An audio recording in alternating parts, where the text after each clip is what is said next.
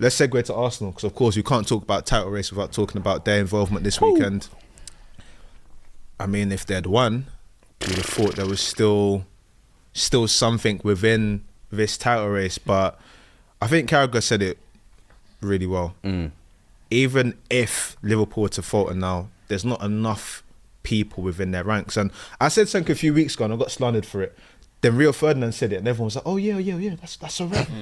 I said, in my humble opinion, based on what I've seen from Ethan Nwaneri and Lewis Skelly, red card up separate, the injection that they brought into the team when they did was very useful, but they could have done with that a few weeks before. I feel like Arteta's biggest downfall this year was, one, he didn't bring them in soon enough, and two, you can't look at that window and not bring in anyone. That's gross negligence. I think he would have wanted to bring someone in. No, but he's so specific about who he wants to bring in. It's clear. It's clear that he would have wanted to bring in a specific player. That's why, who's it that they signed in for the summer now? Zubimendi. Is it I actually don't know what. Is that deal actually real? Like, bro, that was just paper talk, bro. Bus is not too early. I haven't seen nothing official. Why did you go with that? We'll see. I guess. But that's what they're saying. They're saying that he's signed. Obviously, that would make sense because that's specific to what Arteta wants. Bro, when you're going into a game with Marino as your number 9, who obviously last week came off, did what he needed to do, 2 goals, could have left it 3 to be fair. But you're thinking, that smells like trouble already. And you already knew they was having kind of attacking issues. But West Ham, once again, in another season, another year where they're turning up to your house and derailing your entire title hopes. And I think especially with Liverpool dropping points midweek, that's where the bigger frustration is for a lot of these Arsenal fans, because you're thinking every time this season Liverpool have dropped points, there has been a small gap to take it, and Arsenal have one way or another dropped the results, and then you're kind of thinking you're shooting yourself in the foot essentially. And then the game, I'll be honest with you, I thought West Ham deserved everything they walked away with, because Bowen for me could have easily walked away with not 1, 2, 3 potentially. I thought Kudus did absolutely his best to absolutely run riot in that midfield as well. Can you mention Scholes, please? And I can't lie to you, Aaron Wan-Bissaka at right back as well. Incredible game, man. Since he has come to West Ham, it's almost like the typical thing of when a player leaves United, there's a breath of fresh air in his play. All of a sudden, he seems confident on the ball. He's doing 1-2s. He's taking a man on. Nobody asks you. 57 games into the season, dog. It's the first time I've heard anyone talk about it. No, you're a liar. You're watching West Ham. They're watching West Ham. He has been cooking all season.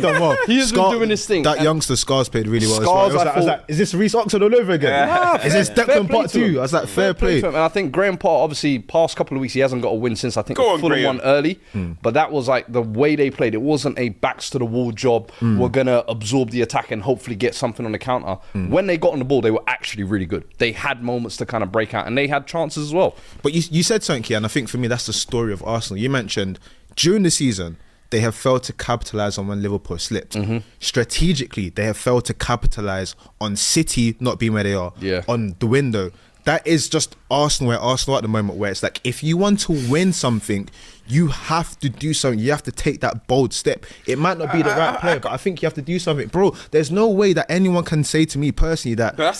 Who are you talking about? Arteta or Kroenkes? I'm talking about, it's a combination of the two. It's a marriage. Because for me, if Arteta specifically wants a certain player and the player's not available, you got to tell your manager and say, listen, if you want to win something here, you got to get someone in. There's no way you can look at that squad. Bro, if people online are saying Havertz is going to rip his hamstring in 2 weeks, he's playing every single game, the manager, they've got everything there.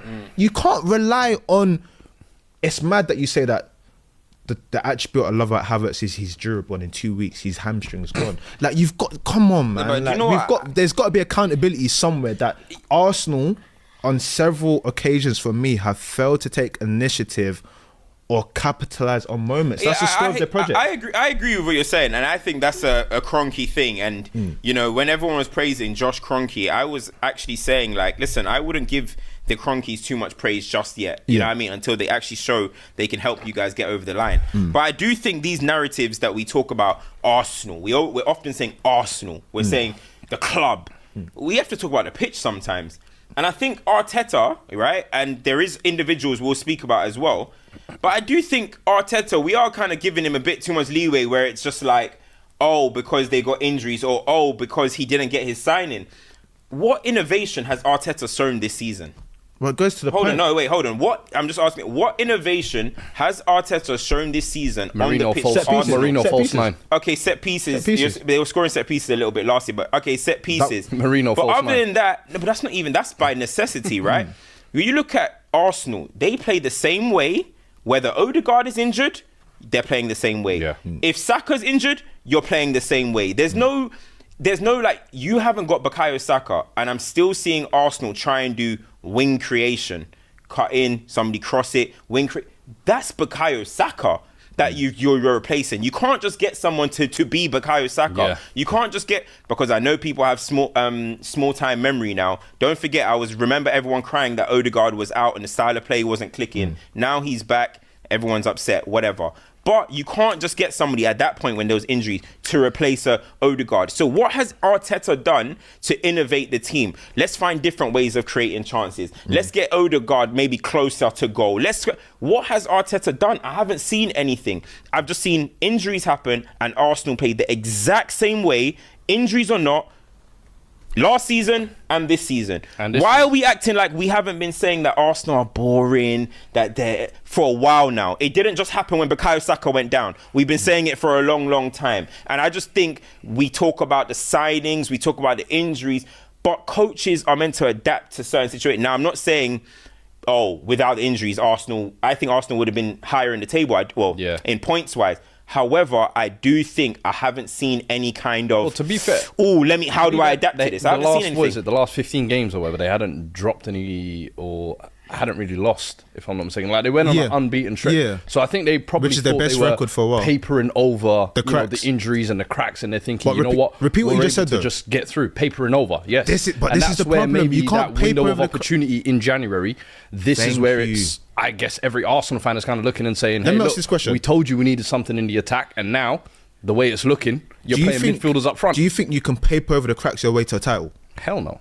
Because eventually those cracks are going to show. But the system hasn't changed. But those are the that's same. a crack. But here's the thing. That's on Arteta. I agree with that, because those are the same So criticisms we had on Ange earlier in the season, Yep. when Klopp 2 seasons ago when he Yep. had those injury issues. You said Pep. you need to adapt. Pep, Yeah. 2-3 months back, we were saying, bro, you need to adapt, especially when you don't have all the players available to play your normal system. So listen, That's you're what going to I'm have to saying. I learn feel the hard way like otherwise. Week in, week out, we know what to expect from Arsenal now. It's kind of feeling like the same thing week in, week out, no matter who's playing.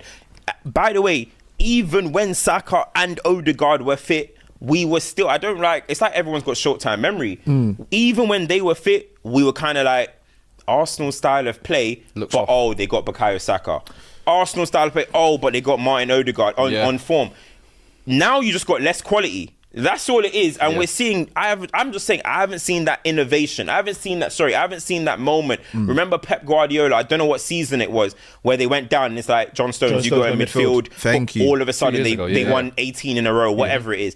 I haven't seen anything like that. That's what I'm saying. So I'm not disagreeing with you, and I think again that's why I'm saying it's a strategic. Because even when I look at Arsenal's business, right, the loan players they brought into the Premier League were a goalkeeper that they couldn't use in the game because he was cup tied, and he's 39, and then Raheem Sterling, whose legs are spent. So even the way you're trying to recruit doesn't make any sense to what you think a team challenging for a title would do. So you got to look at all levels and think, do you guys actually want to win a league? It's one thing being close or close enough, but if you're trying to win a league, you got to go overboard. Yeah. You got to take that real step.